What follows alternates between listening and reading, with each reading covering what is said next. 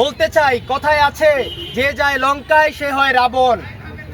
আমরা দেখছি যে এই বিএনপি সরকার, এই তারেক রহমান ক্ষমতায় গিয়েও সেও রাবণে পরিণত হয়েছে। সেও জনগণের সাথে স্পষ্টত গাদ্দারি করছে।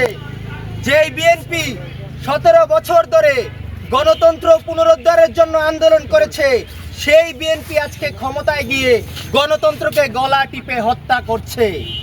আমরা দেখছি যে জনগণ, এই বাংলাদেশে প্রায় 5 কোটি মানুষ, 70% জনগণ গণভোটে হ্যার পক্ষে রায় দিয়েছে। জনগণ এই গণভোটে জুলাই সনদের পক্ষে রায় দেওয়ার পরেও এই জনগণের রায়কে উপেক্ষা করা হচ্ছে। জুলাই সনদ বাস্তবায়ন নিয়ে বিএনপি সরকার গড়িমসি করছে।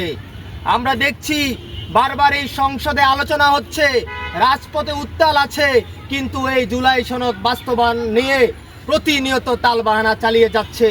জুলাই সনদের নিয়ে যখন এই সংসদে কথা হয়, তখন এই মন্ত্রীরা, তখন এই সংসদ নেতা প্রধানমন্ত্রী বারবারই তিনি চুপ করে থাকেন। তিনি যেন বোবা এবং একটি পুতুল প্রধানমন্ত্রীতে পরিণত হয়েছেন। আমরা ধিক্কার জানাতে চাই এই প্রধানমন্ত্রীকে। তিনি কি পুতুল প্রধানমন্ত্রী? আসলে প্রধানমন্ত্রী কি সালাউদ্দিন আহমেদ নাকি তারেক রহমান? এটা স্পষ্ট আমরা জানতে চাই। এটা পরিষ্কার করতে হবে বিএনপি সরকারকে। আমরা দেখি বিএনপি সরকার, তারা স্পষ্টত তারা যে ইস্তেহার দিয়েছিলেন, তারা যে 31 দফার কথা বলেছেন, সেখানেও তারা সংবিধান সংস্কারের কথা বলেছেন। আজকে স্বরাষ্ট্রমন্ত্রী বলেন সংবিধান নাকি সংস্কার হয় না, সংবিধান নাকি বাতিল হয়, সংশোধন হয়। অথচ তারাই তাদের ইস্তেহারে বলেছিলেন, তারাই তাদের 31 দফায় বলেছিলেন সংবিধান সংস্কার কমিশনের কথা। কিন্তু তারা স্পষ্টত তারা তাদের দাবির সাথে প্রতারণা করছে। আমরা দেখছি তারা ফ্যামিলি কার্ডের প্রলোভন দেখিয়ে তারা নির্বাচনে তারা শক্ত অবস্থান ধরে রেখেছে। আজকে দেখি, আজকে ফরিদপুরে এই ফ্যামিলি কার্ডের প্রলোভন দেখিয়ে এক বিধবা নারীকে দলবদ্ধভাবে ধর্ষণ করা হয়েছে। তাহলে এজন্যই কি বিএনপি সরকার ফ্যামিলি কার্ডের প্রলোভন দেখিয়েছিল?